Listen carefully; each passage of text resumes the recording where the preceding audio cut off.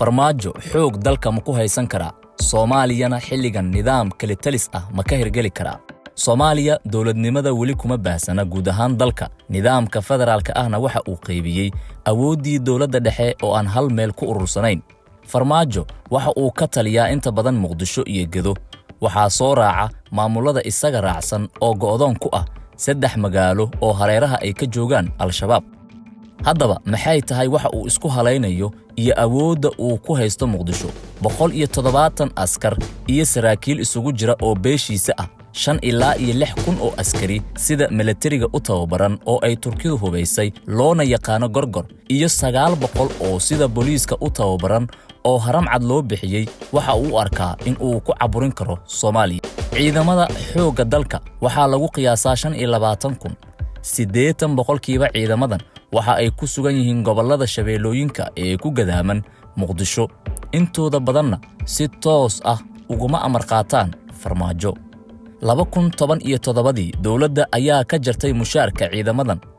waxa ayna taageero ka helaan ganacsatada Muqdisho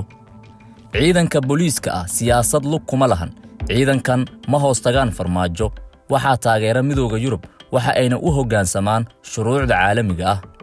waxa intaas dheer ciidanka danab iyo gaashaan oo labaduba ay gacanta ku hayso dawladda Mareykanka oo aan iyana marna loo adeegsan karin dagaal siyaasadeed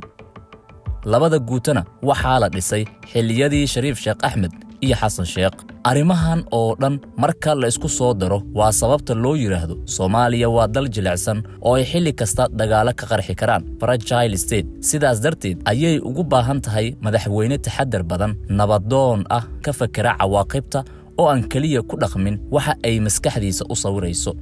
madaxweynaha waqtigiisu dhamaaday waxa uu ku hawooday ee ah inuu kaligii taliyo noqdo xilligan Soomaaliya suuragal kama ahan balse farmaajo waxa uu istusay in Soomaalida ay ka daashay dagaal gaar ahaan Muqdisho oo dhaqaale ahaan kobcisay 20 sano ee ugu dambeysay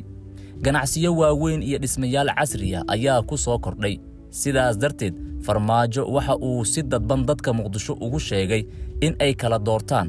burburinta hantidooda iyo inay si abadiya xukunka ugu ogolaadaan dabcan waa mowqif ay adag tahay oo ka fiirsasho u baahan haddii 4 sano oo kale uu sii joogo oo tirada ciidanka daacadda u ah uu 30,000 gaarsiiyo gobollo cusubna uu la wareego dalal cusubna xiriirka u jaro ganacsi noocee ah ayaa jiri doona